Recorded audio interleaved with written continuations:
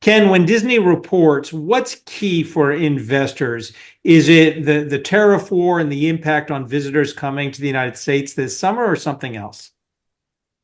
Well, a lot has changed for Disney since they last reported results, and clearly the geopolitical risks, the trade tariff wars, the concerns about leisure traveling, especially travel to their theme parks, has put a damper on the stock. So, what we want to hear from Disney is the order of magnitude or exposure here, or certainly what traffic has been at their largest parks in the US, like Orlando.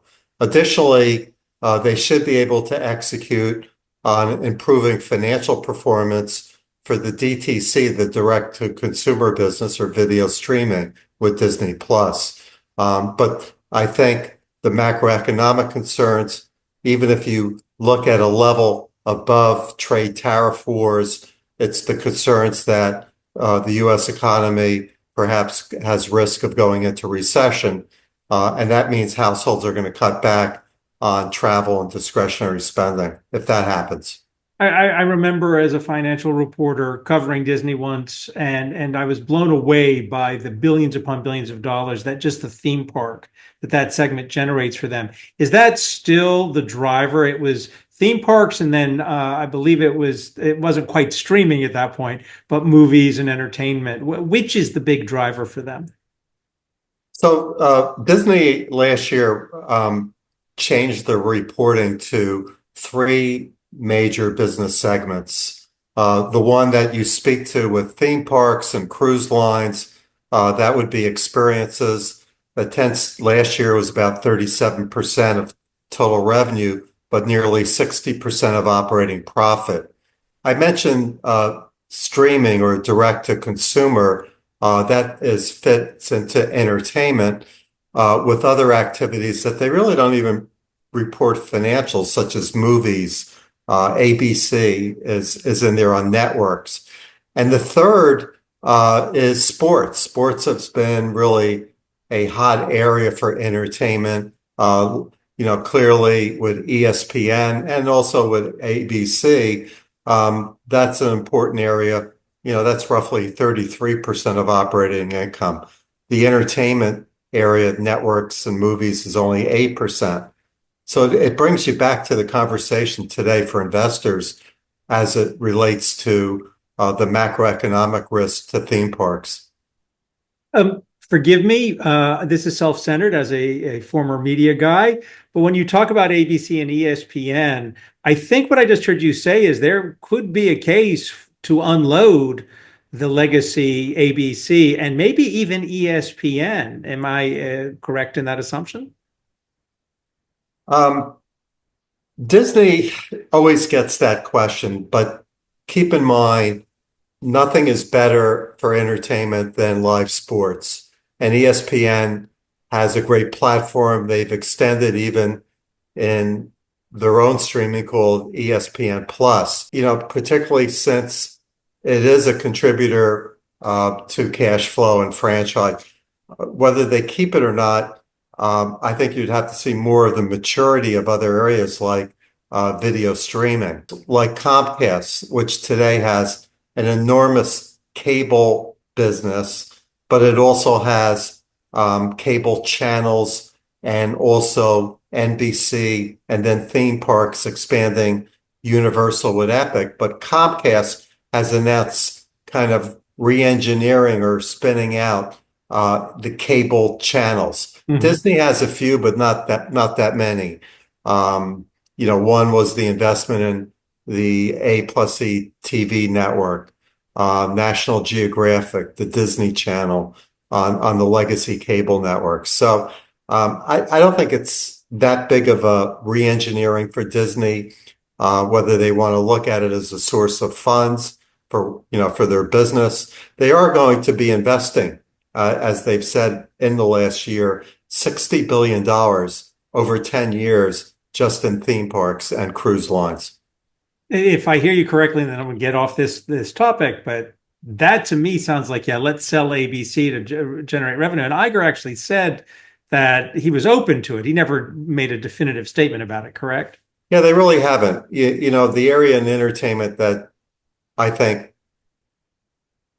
is compelling, of course, is movies. That whole stickiness or fitting into the brands and themes that they have with, Marvel, Lucasfilms, Pixar, and all these flow into theme park um, events.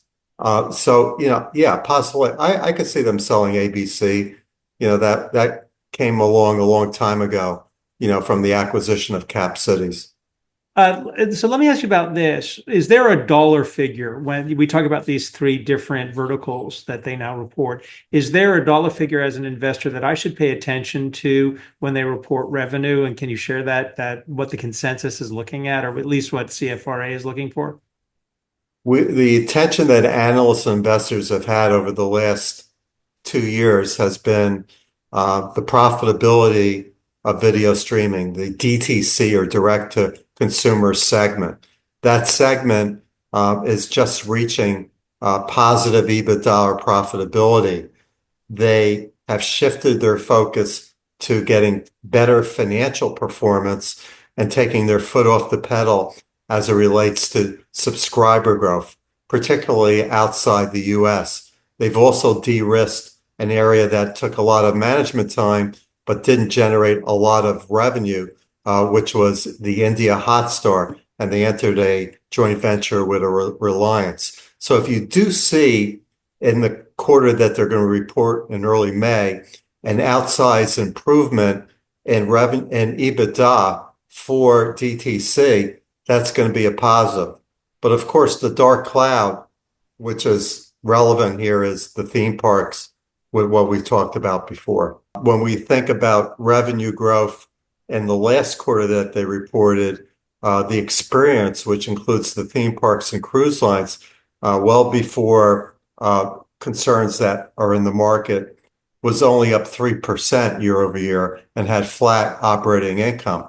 So that was getting into the conversation where Disney perhaps may have overpriced or made the pricing of coming to the theme park unaffordable, especially for the local or visitors to Orlando. About 8% of their total traffic into the major parks in the US comes from international. Of course, they do have theme parks in Europe as well as in China. So as I start to wrap this up, two outliers here. Snow White was a dud. Do you think we have seen the last live action remake of a Disney classic, or will they continue with that? Some have been very successful, others have not.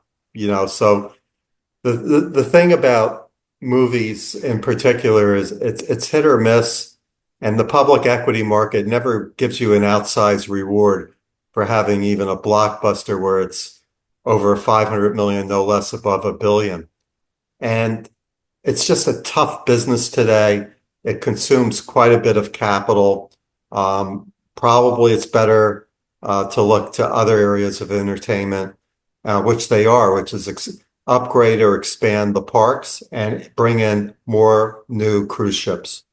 And this is just me thinking, when is Bob Iger really going to finally retire? Are we going to get Yeah. questions about that? 2026, James Gorman, chairman of Disney, former CEO, chairman of Morgan Stanley, said exactly what just I said a week ago on TV. And for Iger, who's had a phenomenal run and try to right size or stabilize Disney, which he did since coming back, almost 2 years ago. But I think the board of directors are looking for Iger to retire in 2026, most likely with an internal candidate, but they'll look at all credible candidates.